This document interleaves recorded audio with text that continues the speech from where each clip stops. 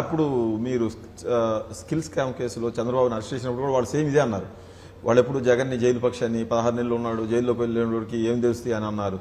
అది జగన్ అనిపించుకుంటున్నాడు కాబట్టి చంద్రబాబును లోపల వేస్తే ఇంకా సమానం అయిపోద్ది, నన్ను అనలేరు వాళ్ళని అనలేరు. ఇప్పుడు మళ్ళీ మీరు రెండింటి మధ్య అడుగుతాడు.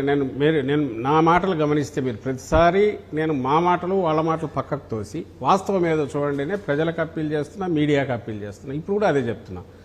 నిజంగా జగన్మోహన్ రెడ్డి గారు తనను చంద్రబాబు నాయుడు కాంగ్రెస్తో కుమ్మక్కై ఆ రోజు అరెస్ట్ చేయించాడు, దానికి బదులుగా ఆయన్ను వేయాలి 4 రోజులు 10 రోజులు అనుకుంటే వచ్చిన ఏడాదిలోగా ఇప్పుడు చంద్రబాబు నాయుడు ఏ ప్రయత్నం అయితే చేస్తున్నాడో అప్పుడే చేసేవాడు. ఎందుకంటే బాగా హైలో ఉన్నప్పుడు that should be the time. ప్రజలు కూడా ఎవరు క్వశ్చన్ చేయరు, డౌట్ రాదు. ఎందుకు 3 ఏళ్ళు 4 ఏళ్ళు ఎందుకు పట్టింది అంటే ఆధారాలన్నీ పూర్తి ఎవిడెన్స్లన్నీ కరెక్ట్గా ఇచ్చేస్తున్నారా, ఇన్వెస్టిగేషన్ ప్రాపర్ జరిగి పక్కా ఎవిడెన్స్ ఉంటేనే చేయండి అని ఆయన డైరెక్షన్ ఇచ్చినందువల్లనే అంత సమయం పట్టింది. విత్ ప్రూఫ్స్ ఎవిడెన్సెస్ ఆ రోజు అరెస్ట్ జరిగింది. దానికి బదులు ఈరోజు అతను చేస్తున్నది ఏదైతే ఉందో ఇందులో ఒక్కటంటే ఒక్కటి కూడా ఎవిడెన్స్ వదిలేయండి, అసలు రేషనల్ లేదు. ఈరోజు అతను పెట్టిన దాంట్లో ఏ హేతుబద్ధత లేదు. నిప్పులు లేనిది పొగరాదు అంటారు మీరు, నిప్పు లేదు పొగలేదు అంటారు. వాళ్ళు 3200 కోట్ల అవినీతి జరిగింది అంటున్నారు. మొత్తం డిస్టిలరీలన్నీ మీరు స్వాధీనం చేసుకున్నారు. ఎవరికి ఎంత ఇవ్వాలో అంత ఇచ్చేసి వాళ్ళ నుంచి ఎంత తీసుకోవాలో మీరు గమనిస్తే ఈ రోజుకు ఇవంతా కూడా ఒక నెరేటివ్ బిల్డ్ అవుతున్నది ఎల్లో మీడియాలో మాత్రమే అవుతుంది.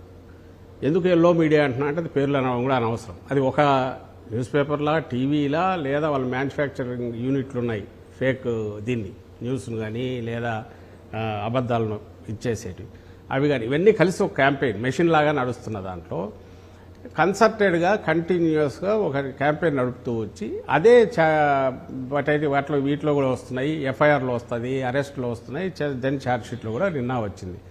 చిన్న డీవియేషన్ లేదు. అయితే దానికి పునాది లేదు.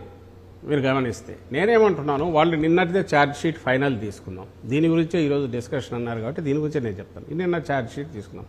This is the first step to next దీనికి పోవడానికి. అంటే ఇన్వెస్టిగేషన్ ఏజెన్సీ క్లియర్గా ఫీల్ అవుతుంది ఈ ఆధారాలు ఉన్నాయనేది పక్కా దీనితో ఛార్జ్షీట్ ఫైల్ చేస్తారు. దెన్ నెక్స్ట్ మళ్ళీ సప్లిమెంటరీ రావచ్చు, ట్రయల్ మొదలు కావాలి. ఈ తర్వాత ప్రాసెస్ జ్యుడిషియల్ ప్రాసెస్.